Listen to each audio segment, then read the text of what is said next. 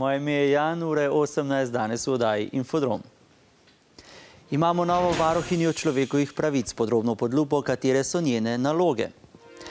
Za osamljene kužke doma, nov televizijski kanal Dok TV. Amadej se je športnikom Filipom Flisarjem pomeril v skoku v daljino. Vsi otroci ste enakovredni in imate enake pravice. Nihče vas ne sme razlikovati glede na videz, spol, jezik in vero. Za varovanje človekovih pravic bo po novem skrbela Vlasta Nussdorfer. Danes je nastopila službo varuhinje človekovih pravic, ki jo bo upravljala prihodnjih 6 let. Kaj pa počne varuh človekovih pravic? Podrobno pod lupo. Maja mora na šolski avtobus čakati ob zelo prometni cesti, kjer ni postajališča. Njeno mamo skrbi, da se ji ne bi kaj zgodilo. Šoli, občini in policiji piše in jih poziva, naj otrokom zagotovijo varno pot v šolo. A nihče nič ne ukrene, zato piše še varuhu človekovih pravic. Tako pismo imenujemo pobuda. Varuh problem preuči. Ugotovi, da je za varno postajališče odgovorna občina. Zato vpraša župana, kaj se dogaja, in mu naroči, naj težavo reši, saj je pravica do varnosti ena temeljnih človekovih pravic. Občina zahtevo varuha upošteva in uredi postajališče. Zdaj so Maja in vsi otroci na poti v šolo bolj varni. Kot je varuh poskrbel za Majino pravico do varnosti, skrbi tudi za ostale človekove pravice. Njegova naloga je, da preiskuje nepravilno ali nezakonito delovanje državnih organov, policije, sodišča, centrov za socialno delo, šol, politikov. Skrbi za to, da vsi spoštujejo naše pravice. Torej, varuh človekovih pravic preiskuje in opozarja na nepravilnosti, ki mu jih ljudje opišejo v pobudah. Nanj se obrnemo, ko z nami ne ravnajo dobro in nam nihče drug noče ali ne more pomagati. Varuh probleme preuči in poskrbi, da državni organi spoštujejo naše pravice. Ja, tudi pitna voda je naša osnovna pravica. Tale voda iz pipe je prišla po ceveh iz vodnega izvira. Vodni izviri so v Sloveniji večinoma v lasti nas vseh, vendar po novem evropskem zakonu morda ne bo več tako. Nasprotniki so na spletu zbrali že več kot 1,5 milijona podpisov. Zahtevajo, da se zakon umakne. Zakaj? To je raziskala Tina.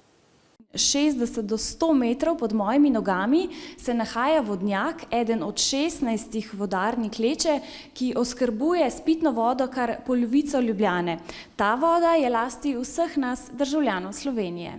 Vodni viri so v Sloveniji last vseh državljanov. Pitno vodo pripravljajo in do nas pripeljajo po ceveh podjetja, ki so večinoma v lasti občin.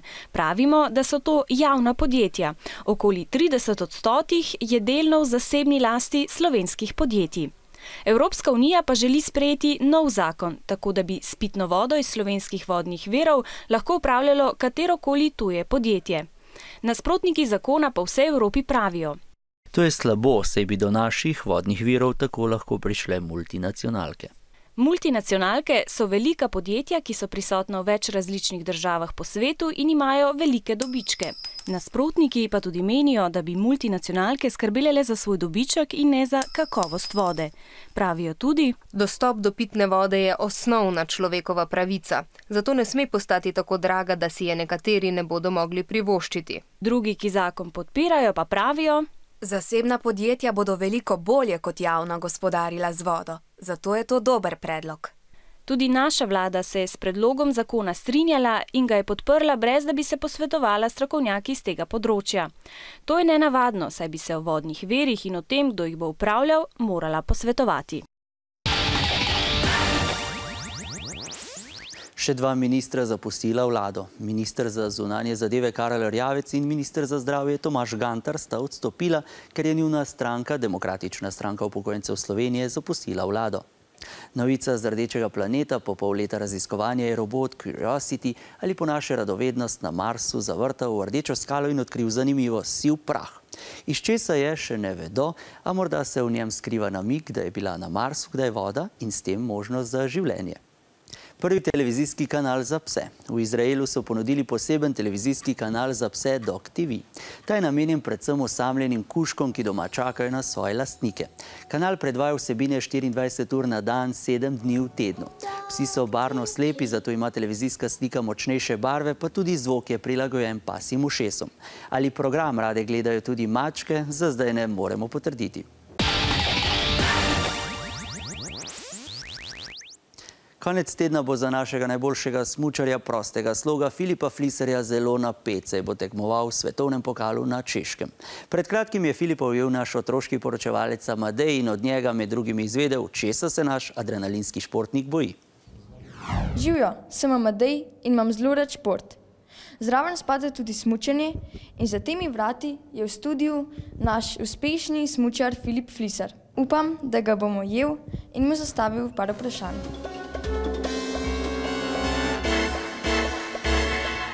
Filip. Ja. A ti lahko zastavim par vprašanj? Ja, pa seveda.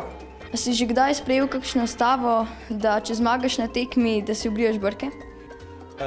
Ne, tega pa še nisem sprejel, pa niti ne vem, če bi šel v take stave. Vse boš videl ti, boš zdaj tudi imel še nekaj časa. To bomo pa še videli. Meni se zdi smučarski kros zelo nevaren šport zaradi vseh padcev, a te to kaj pred tekmo skrbi? Ne, jaz pač to nekako odmislim, vem, da je nevarno, ampak manj ko misliš na to, boljše je in tako to življenje je vedno nekako. A je tebe sploh česa strah? Globoke vode. Če me sredi morja vržiš globoko vodo in pa pogledal noter in ne bi videl tal, bom bil paničen, tako da tega me fej strah. Kako pa kaj svojo kondicijo vzdržuješ? Jasno, imam normalne treninge, tako kot imajo vsi alpski smučari tudi.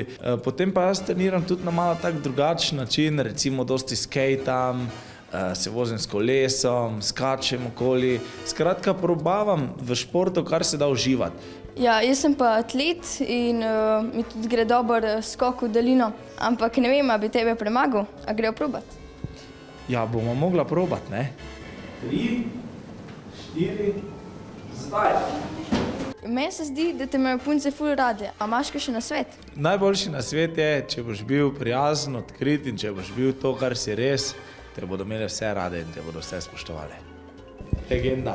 Filip Flisser je bil ful zanimiv. Škoda, da intervjuja že konc. Za Infodrom, Amadej Pavšič.